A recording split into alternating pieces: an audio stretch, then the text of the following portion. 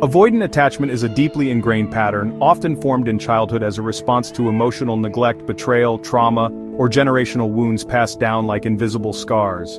This painful history associates love with feelings of loss, abuse, abandonment, and emotional devastation. As a result, avoidant individuals learn to guard their hearts, perceiving intimacy as unsafe.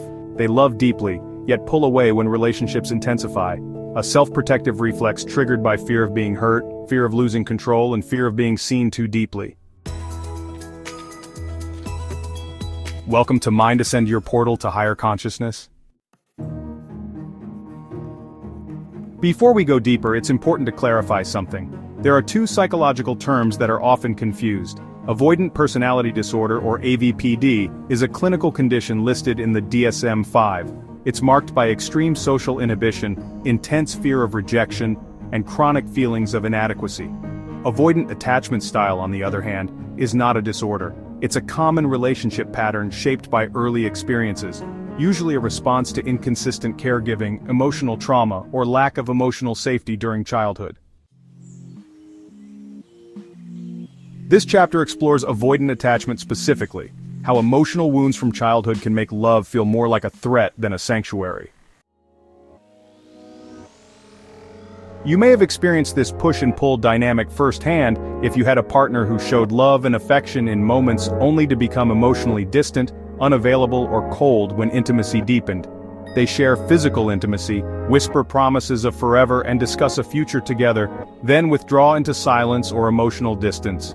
Your partner's distance isn't heartlessness. It's a silent, intense emotional pain, a protective reflex, a ghost of their past echoing through your present. And the reason behind their emotional retreat lies in a deeper truth. Closeness awakens old wounds they've never healed. And this is the hallmark of the avoidant partner. To truly understand the origins of this emotional armor, the avoidant attachment style, let me share the poignant story of a dear friend whose childhood experiences profoundly shaped her ability to give and receive love. My friend, who was around 5 or 6 years old at the time, grew up knowing, though not fully understanding, that her father was cheating on her mother. He would come home from work with lipstick on his cheeks and mouth, and he smelled like lady's perfume that didn't belong to her mother. When her mother confronted him, he brushed her off, telling her she was imagining things and overreacting. Basically, he gaslighted her. The devastation on her mom's face has stuck with my friend, even though she is now in her 60s. My friend watched as her mother fell into a deep depression. Though she stayed married to her husband until his passing more than 50 years later, something vital inside her mom died the day she discovered her dad's betrayal. Her mom's ability to love fully, to give affection freely, was gone. Her body was present, but her emotions were vacant. In a way, the mother's emotional withdrawal might have inadvertently contributed to an insecure attachment style in my friend. My friend described her mom as emotionally numb from that point on. This created a distance, a lack of consistent emotional connection that would later impact how my friend viewed and experienced intimacy. As a child, she yearned for the loving mother that she once knew, the type of love that is felt, but not seen. She didn't understand the full story at the time, but she could sense that something was deeply wrong. She felt and witnessed the shift in her mom. She heard her mother cry herself to sleep for weeks. She watched the light fade from her eyes. She missed the warmth and love her mom once poured into every corner of their home.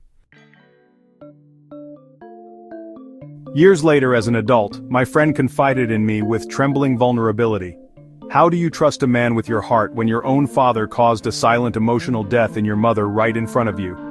This question wasn't just about her father's betrayal.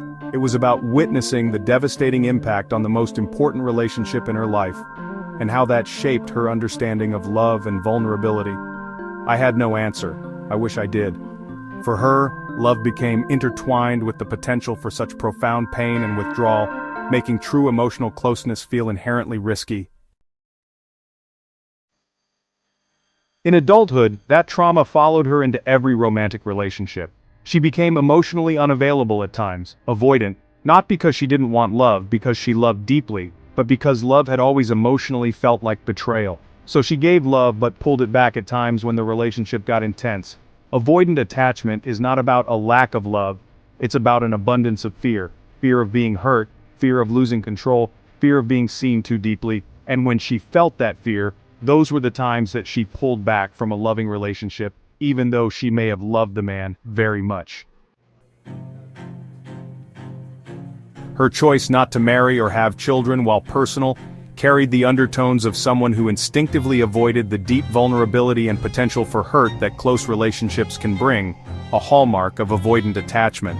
It became clear that her decisions, though valid, were rooted in a desire to protect herself from the kind of emotional devastation she witnessed and experienced as a child, a core motivation for avoidant behavior. What many cheating spouses don't realize is that their betrayal doesn't end with their partner. It echoes, it ripples, it imprints itself on the children. Even when a child can't name what's happening, they feel it. And those feelings often grow into deeply embedded beliefs about love, trust, and intimacy. My friend's experience is a powerful example of how this ripple effect of betrayal can lead to the development of avoidant attachment, shaping an individual's ability to form healthy and trusting relationships for decades to come. If I could speak to my friend today, I would hold her hands and say, do not make anyone else responsible for your happiness. Do not measure your worth by how much someone else can or cannot love you. Do not rob yourself of a healthy relationship because of the wounds your father caused your mom, you, and your whole family. You are not your parents' pain. You are not their patterns. You are not broken. Life, God, the universe, source, or whatever name you call the energy that created us, brings people and experiences into our lives to help us grow, even the painful ones, especially the painful ones. You're not here to suffer. You are here to evolve, to grow, to remember who you are, to come home to yourself, even if love once felt like a dangerous place to be. If you're dating an avoidant partner, well, here's what I invite you to ask yourself. Are they willing to grow? Are they learning to love with more presence, more openness, more healing?